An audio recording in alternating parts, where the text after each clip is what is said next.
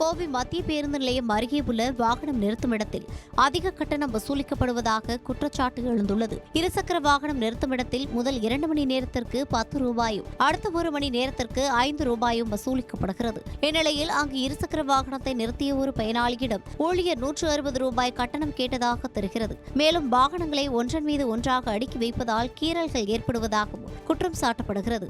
இதுகுறித்து கேட்டபோது ஊழியர் மிரட்டும் துணியில் பேசுவதாகவும் இது தொடர்பாக மாநகராட்சி அதிகாரிகள் உரிய நடவடிக்கை எடுக்க வேண்டும் எனவும் வாகன உரிமையாளர்கள் கோரிக்கை விடுத்துள்ளனர்.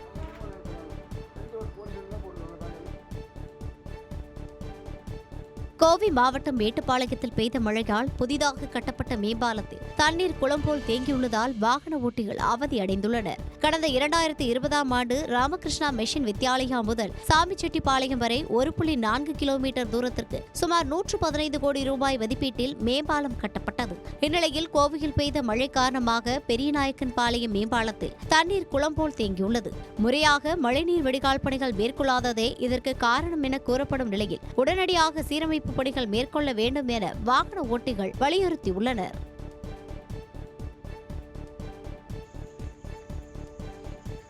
நெல்லையில் நெடுஞ்சாலையோர மருத்துவ கழிவுகள் கொட்டப்படுவதால் நோய் தொற்று பரவும் அபாயம் ஏற்பட்டுள்ளதாக பொதுமக்கள் அச்சம் தெரிவித்தனர். ஆனைக்குளத்திலிருந்து சித்தூர் செல்லும் பிரிவு சாலையோரம் மருத்துவ கழிவுகளை பிளாஸ்டிக் கவர்களில் மூட்டைகளாக வாகனத்தில் கொண்டு வந்து வீசிச் செல்வதாக புகார் எழுந்தது. துர்நாற்றம் வீசுவதால் அவ்வழியாக செல்லும் பொதுமக்களும் வாகன ஓட்டிகளும் கடும் சிரமத்திற்கு ஆளாகி வருகின்றனர். இதையடுத்து மருத்துவ கழிவுகளை கொட்டும் மருத்துவமனைகள் மீது சுகாதாரத்துறை அதிகாரிகள் நடவடிக்கை எடுக்க வேண்டும் என பொதுமக்கள் கோரிக்கை விடுத்துள்ளனர்.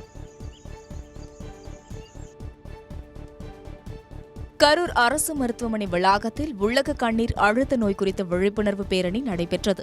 உள்ளக கண்ணீர் அழுத்த நோய் வாரம் மார்ச் 10 முதல் 16ஆம் தேதி வரை கடைபிடிக்கப்படுகிறது. அதைத் தொடர்ந்து கரூர் அரசு மருத்துவமனை வளாகத்தில் நடைபெற்ற பேரணியில் கல்லூரி மாணவ மாணவிகள், பணியாளர்கள் மற்றும் மருத்துவர்கள் என 300க்கும் மேற்பட்டோர் கலந்து கொண்டனர். அப்போது கண்ணீர் அழுத்த நோய் குறித்த பதாகைகளை ஏந்தியவாறு முழக்கங்கள் எழுப்பி விழிப்புணர்வு ஏற்படுத்தினர்.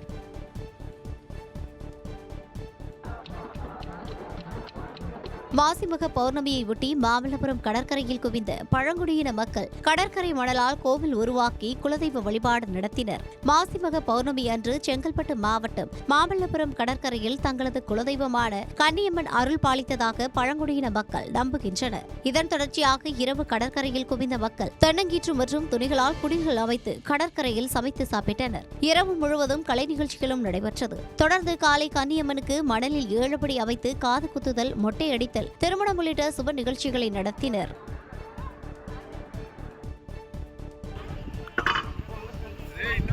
நீலகிரி முதுமலை புலிகள் காப்பகத்திற்கு உட்பட்ட வனப்பகுதியில் பொக்காபுரம் மாரியம்மன் கோவில் திருவிழாவை ஒட்டி பிரம்மாண்ட கரிவிருந்து நடைபெற்றது. வெளிமண்டல வனப்பகுதியில் அமைந்துள்ள மாரியம்மன் கோவில் திருவிழா கடந்த 7ஆம் தேதி பழங்குடியினர் மற்றும் படுகரின மக்களின் பாரம்பரிய இசையுடன் தொடங்கியது. கோவை, ஈரோடு, திருப்பூர் என தமிழ்நாடு மட்டுமின்றி ஆந்திரா, கர்நாடகா உள்ளிட்ட வெளி மாநிலங்களிலிருந்தும் ஏராளமானோர் கோவிலுக்கு வந்து அம்மனை தரிசித்து நேர்த்திக்கடன் செலுத்தி வருகின்றனர். விழாவின் தொடர்ச்சியாக 100க்கும் மேற்பட்ட கிடா ஆடுகளை வெளியிட்டு கரிவிருந்து வைக்கப்பட்டது. இதில் திரளான பக்தர்கள் கலந்து கொண்டனர்.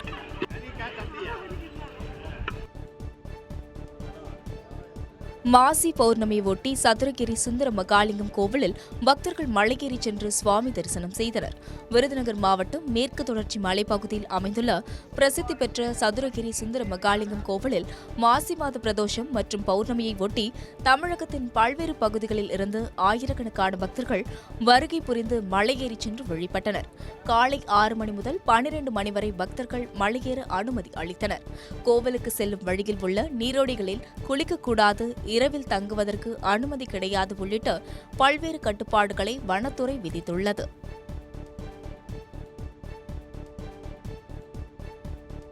சேலம் மாவட்டம் எடப்பாடி காளியம்மன் கோவில் தீமிதி திருவிழா விமர்சையாக நடைபெற்றது. வெள்ளாண்டி வலசு மற்றும் தாவந்திரு பகுதிகளில் உள்ள ஓம் காளியம்மன் கோவில்களில் மாசி திருவிழாவை ஒட்டி தீமிதி திருவிழா நடைபெற்றது. இதையொட்டி சரப்பங்கா நதிக்கு சென்ற பக்தர்கள் பூங்கரகம் எடுத்தும் அலகு குத்தி வந்தும் கோவில் முன்பு அமைக்கப்பட்ட அக்னி குண்டத்தில் இறங்கி தீமிதித்தனர். பெண்கள், குழந்தைகள் உட்பட 1000த்திற்கும் மேற்பட்டோர் தீமிதித்து நேர்த்திக்கடன் செலுத்தினர். இதைத் தொடர்ந்து பெண்கள் பொங்கல் வைத்து வழிபட்டனர்.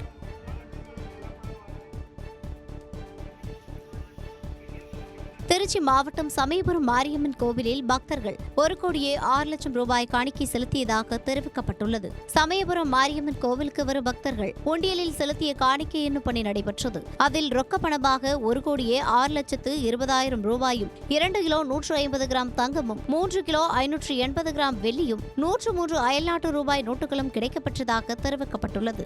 இந்த உண்டியல் காணிக்கை கடந்த 12 நாட்களில் பெறப்பட்டவை என கோவில் நிர்வாகம் சார்பில் கூறப்பட்டுள்ளது.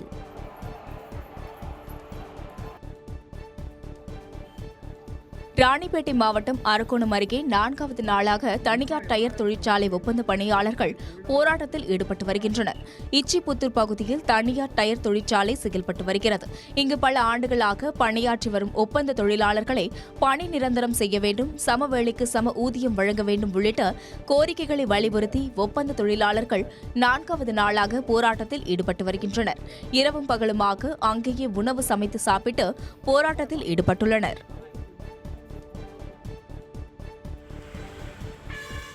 உலக சிறுநீரக தினத்தை ஒட்டி ராணிப்பேட்டை மாவட்டம் சோளிங்கரில் விழிப்புணர்வு பேரணி நடைபெற்றது. தனியார் மருத்துவமனை சார்பில் நடைபெற்ற பேரணியை சட்டமன்ற உறுப்பினர் முனிரத்தினம் தொடங்கி வைத்தார். காந்தி சிலை அருகே தொடங்கிய பேரணி பேருந்து நிலையத்தில் நிறைவடைந்தது. விழிப்புணர்வு வாசகங்கள் அடங்கிய பதாகைகளை ஏந்தியவாறு சிறுநீரக பாதுகாப்பு குறித்து முழக்கங்கள் எழுப்பி கல்லூரி மாணவர்கள் மற்றும் மருத்துவமனை ஊழியர்கள் விழிப்புணர்வு ஏற்படுத்தினர்.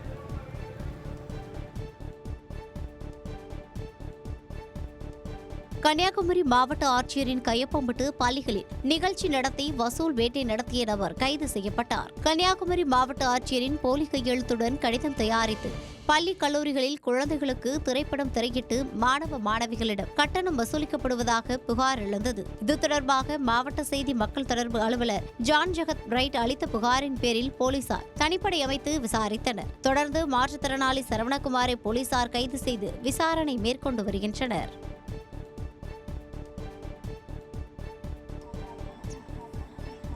திருவாரூர் மாவட்டம் முத்துப்பேட்டை அருகே குடியிருப்பு பகுதிகளுக்குள் சுற்றித் திரியும் காட்டு எருமையால் பொதுமக்கள் அச்சமடைந்துள்ளனர். உதய மார்த்தாண்டபுரம் வனப்பகுதியிலிருந்து வெளியேறிய காட்டு எருமை மாடு மார்த்தாண்டபுரம் கிராம பகுதியில் சுற்றித் திரிவதால் பொதுமக்கள் அச்சமடைந்துள்ளனர். இதனால் வீடுகளை விட்டு வெளியே வர முடியவில்லை எனவும் குழந்தைகளை பள்ளிக்கு அனுப்ப முடியாத சூழல் ஏற்பட்டுள்ளதாகவும் அப்பகுதி மக்கள் அச்சம் தெரிவித்தனர். இதனையடுத்து கிராம பகுதிகளுக்குள் சுற்றித் திரியும் காட்டு எருமையை வனப்பகுதிக்குள் விரட்ட வேண்டும் என பொதுமக்கள் வனத்துறையினருக்கு கோரிக்கை விடுத்துள்ளனர்.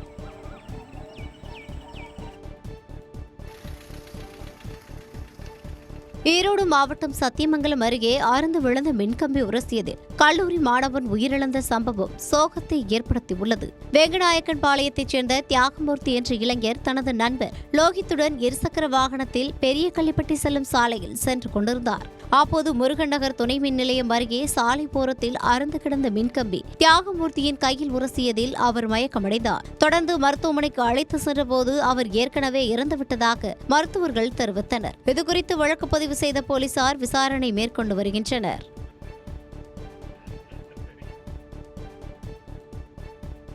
திருவாரூர் மாவட்டம் நன்னிலம் அருகே 15 வயது சிறுமியை பாலியல் வன்கொடுமை செய்து கர்ப்பமாக்கிய தாய்மாமா போக்சோ சட்டத்தின் கீழ் கைது செய்யப்பட்டார்.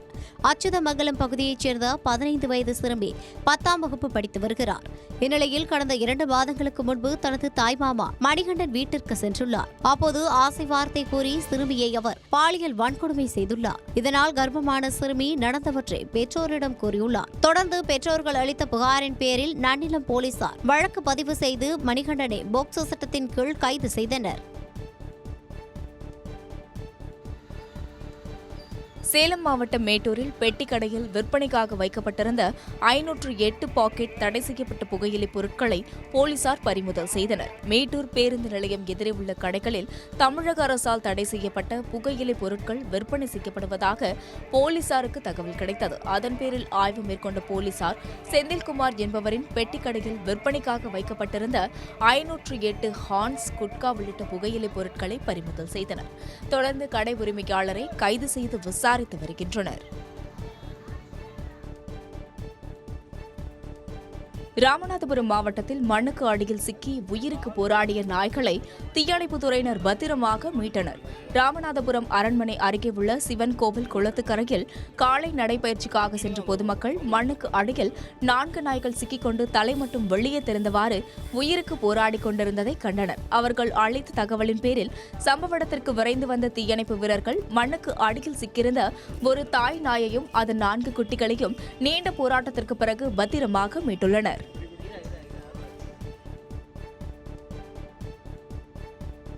கோவையில் பிரியாணி கடையில் பணம் திருடிய கேஷியரை போலீசார் கைது செய்தனர். காந்திபுரம் பகுதியில் செயல்பட்டு வரும் பிரபல பிரியாணி கடையில் கடந்த 7 ஆண்டுகளாக பாபு என்பவர் பார்சல் உணவு பிரிவில் கேஷியராக பணியாற்றி வருகிறார். இந்நிலையில் கடந்த 7 முதல் 11ஆம் தேதி வரை கடையின் வரவு செலவு கணக்கில் 40,000 ரூபாய் குறைந்ததாக கூறப்படுகிறது. இது தொடர்பாக பாபுவிடம் மேற்கொள்ளப்பட்ட விசாரணையில் அவர் பணத்தை எடுத்தது தெரியவந்தது. புகாரின் பேரில் பாபுவை கைது செய்த போலீசார் 40,000 ரூபாயை பறிமுதல் செய்தனர். மதுரை மாவட்டம் மேலூரில் தனியார் நாளிதழ் செய்தியாளர் உயிரிழந்த சம்பவம் சோகத்தை ஏற்படுத்தியுள்ளது. தனியார் நாளிதழ் செய்தியாளரான தர்மராஜன் மேலூர் சிவகங்கை சாலையில் இருசக்கர வாகனத்தில் சென்று கொண்டிருந்தார். அப்போது சாலையின் பக்கவாட்டில் இருந்த பள்ளத்தில் நிலைத்தடுமாறி கீழே விழுந்ததில் பின்னால் வந்த அரசு பேருந்து மோதியது. இதில் தலைநசுங்கி அவர் சம்பவ இடத்திலேயே பரிதாபமாக உயிரிழந்தார். தகவல் அறிந்து வந்த போலீசார் உடலை கைப்பற்றி பிரேத பரிசோதனைக்காக மேலூர் அரசு மருத்துவமனைக்கு அனுப்பி வைத்தனர். தொடர்ந்து விபத்து குறித்து போலீசார் விசாரணை மேற்கொண்டு வருகின்றனர்.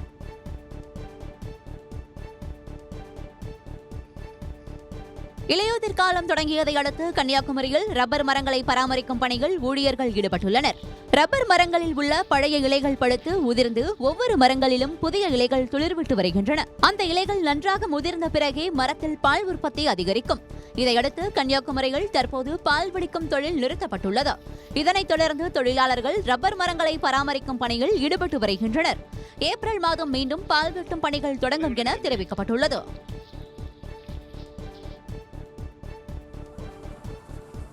சேலம் மாவட்டம் ஆத்தூர் அருகே ஆனைவாரி நீர்வீழ்ச்சியில் சுற்றுலா பயணிகள் குளிக்க அனுமதி வழங்கப்பட்டுள்ளது. தொடர் மழை காரணமாக ஆனைவாரி நீர்வீழ்ச்சியில் வெள்ளப்பெருக்கு ஏற்பட்டது. இதனால் நீர்வீழ்ச்சிக்கு செல்ல தடை விதிக்கப்பட்டிருந்தது. இந்த நிலையில் ஆனைவாரி நீர்வீழ்ச்சியில் நீர்வரத்து சீரானதால் சுற்றுலா பயணிகள் குளிக்க வனத்துறையினர் அனுமதி தெரிவித்திருக்கின்றனர்.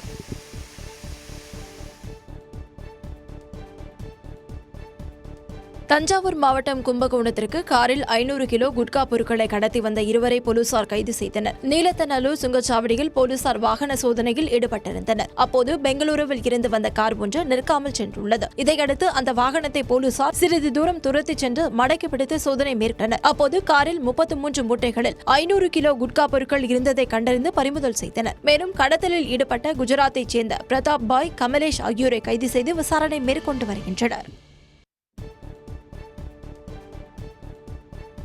நாகை மாவட்டம் அஞ்சுவட்டத்தம்மன் ஆலயத்தில் சிறப்பு மகா பாலாபிஷேகத்தில் திரளான பெண்கள் பால்குடம் சுமந்து வந்து சுவாமி தரிசனம் செய்தனர். கீழ்வேலூரில் உள்ள சுந்தர குஜாம்பிகை உடனுரை அட்சயலிங்க சுவாமி அஞ்சுவட்டத்தம்மன் ஆலயம் அமைந்துள்ளது. இந்த ஆலயத்தில் மாசி மாத பௌர்ணமியை முன்னிட்டு 500க்கும் மேற்பட்ட பெண்கள் மஞ்சளாடை உடுத்தி பால்குடத்தை தலையில் சுமந்தவாறு ஆலயத்தின் 4 வீதிகளின் வழியாக ஊர்வலமாக வலம் வந்தனர். பிறகு அப்பாலினை கொண்டு அஞ்சுவட்டத்தம்மனுக்கு பாலாபிஷேகம் செய்யப்பட்டு மகா தீபாராதனை நடைபெற்றது.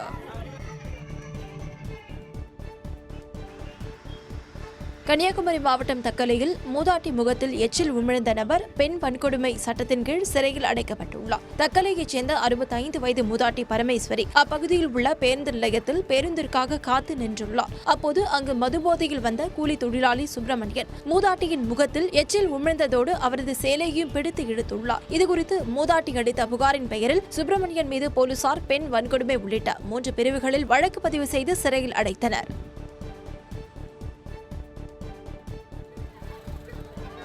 கடலூர் மாவட்டம் விருத்தாச்சலம் கம்மாபுரம் பகுதியில் மலக்கசடு சுத்திகரிப்பு நிலையம் அமைக்க எதிர்ப்பு கிராம மக்கள் சாலை மறியலில் ஈடுபட்டனர்.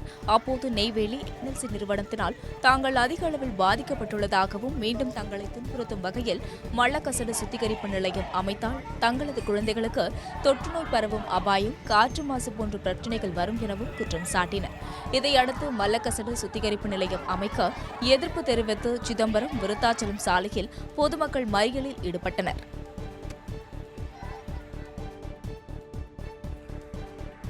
பெரம்பலூரில் இருவேறு இடங்களில் வீடுகளின் பூட்டை உடைத்து 17 சவரன் நகைகள் கொள்ளையடிக்கப்பட்ட சம்பவம் அதிர்ச்சியை ஏற்படுத்தியுள்ளது. பெரம்பலூர் ரோஸ் நகரை சேர்ந்த கதலீஸ்வரன் பேருந்து நிலையம் அருகே பழக்கடை நடத்தி வருகிறார். இவரது வீட்டின் கதவை உடைத்து உள்ளே புகுந்த மர்ம நபர்கள் 10 லட்சம் ரூபாய் மதிப்புள்ள 17.5 சவரன் நகைகளை கொள்ளையடித்து சென்றனர். இதேபோல் ஆட்சியரகம் அருகே மணி என்பவரின் வீட்டிலும் வெள்ளிப் பொருட்கள் மற்றும் 20,000 ரூபாய் கொள்ளையடிக்கப்பட்டது. வீட்டில் இருந்த சிசிடிவி கேமராவையும் சேதப்படுத்திவிட்டு சென்றனர். புகாரின் பேரில் வழக்கு பதிவு செய்த போலீசார் விசாரித்து வருகின்றனர்.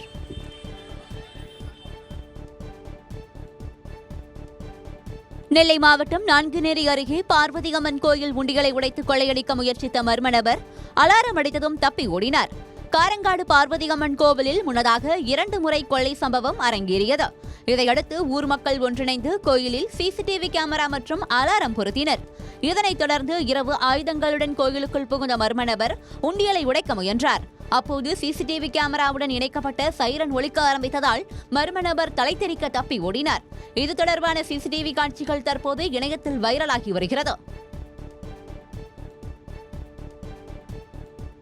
நாமக்கல் மாவட்டம் குமாரபாளையம் அருகே மின்சார வாரிய கிடங்கின் பூட்டை உடைத்து மின்கம்பிகள் திருடிய இருவரை பொதுமக்கள் பிடித்து போலீசாரிடம் ஒப்படைத்தனர்.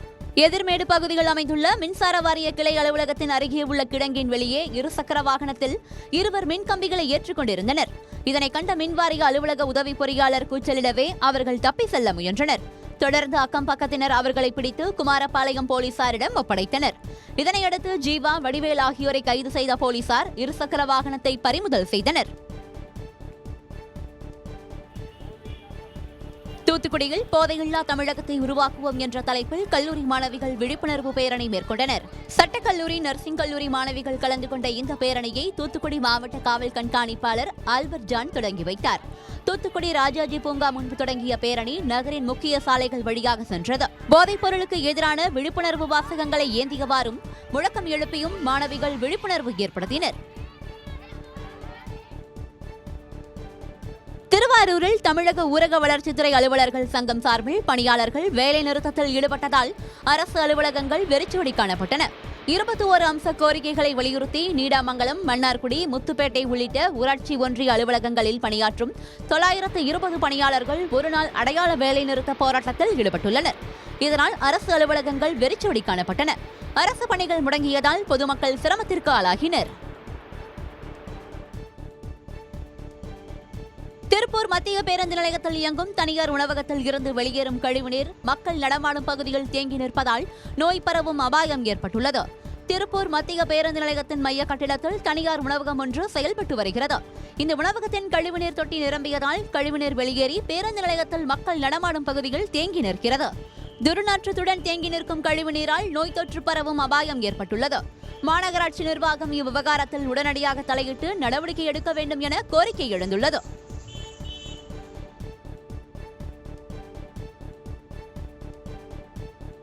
திருச்சி மாவட்டம் திருவெரும்பூர் அருகே தந்தை இறந்த சோகத்திலும் மாணவி ஒருவர் 11ஆம் வகுப்பு தேர்வை எழுதியுள்ளார். பொய்கைக்குடி கிராமத்தைச் சேர்ந்த சண்முகம் கடந்த 6 மாதமாக மூச்சுத்திணறல் காரணமாக மருத்துவமனையில் சிகிச்சை பெற்று வந்தார். நேற்றிரவு அவருக்கு மூச்சுத்திணறல் அதிகமான நிலையில் திருச்சி அரசு மருத்துவமனையில் அனுமதிக்கப்பட்ட அவர் சிகிச்சை பலனின்றி உயிரிழந்தார்.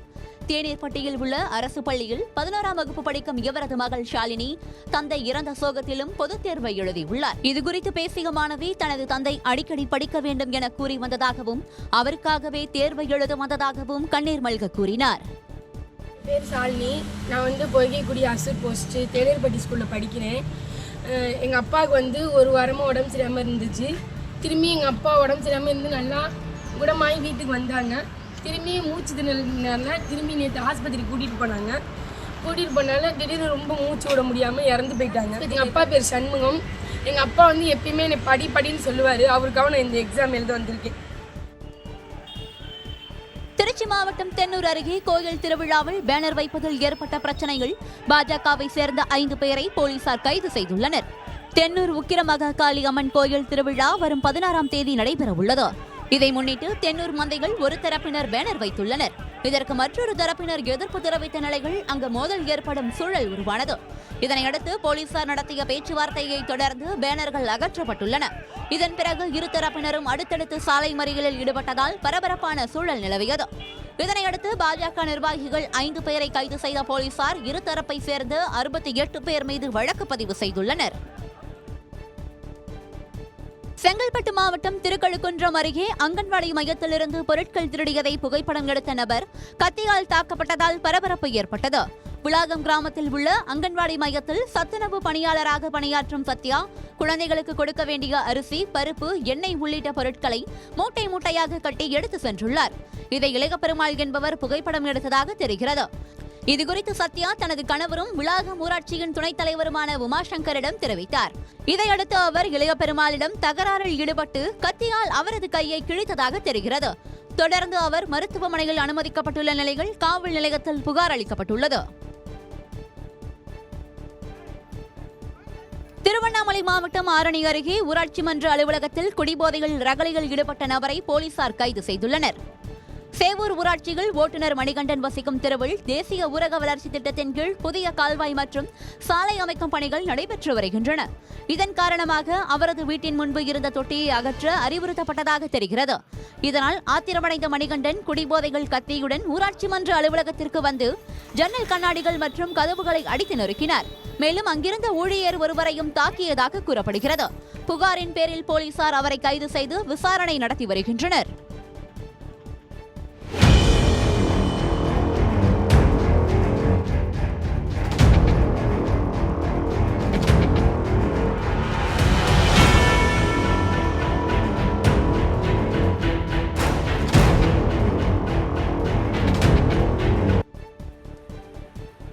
விருதுநகர் மாவட்டம் அருப்புக்கோட்டையில் சிபிஎஸ்இ ஒழிப்பு இயக்கம் சார்பில் வருவாய்த்துறை அதிகாரிகள் பணிகளை புறக்கணித்து போராட்டத்தில் ஈடுபட்டனர்.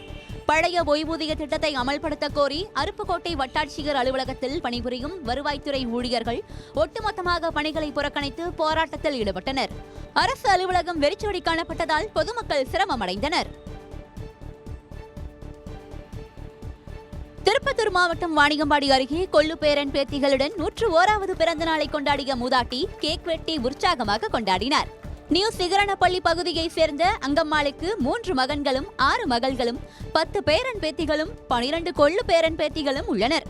இந்நிலையில் 101 வயதை எட்டிய மூதாட்டியின் பிறந்த நாளை கொண்டாட நினைத்த உறவுகள் ஒன்றிணைந்து வீட்டில் கேக் வெட்டி உற்சாகமாக கொண்டாடினர். தஞ்சை கொடிமரத்து மூலை பகுதியில் 2 இருசக்கர வாகனங்கள் ஒன்றோடு ஒன்று மோதிக்கொண்ட விபத்தில் 70 வயது முதியவர் உயிரிழந்தார். தஞ்சை சுண்ணாம்புக்கார தெருவை சேர்ந்த சேகர் பெட்ரோல் நிலையத்தில் தனது இருசக்கர வாகனத்திற்கு பெட்ரோல் நிரப்பிவிட்டு சாலையை கடந்து எதிர் திசையில் சென்றார். அப்போது கரந்தையில் இருந்து கொடிமரத்து மூலை பகுதி நோக்கி வந்த இருசக்கர வாகனமும் முதியவர் சென்ற வாகனமும் மோதி விபத்துக்குள்ளானது. இதில் சாலையில் தூக்கி வீசப்பட்ட முதியவர் சம்பவ இடத்திலேயே பரிதாபமாக உயிரிழந்தார்.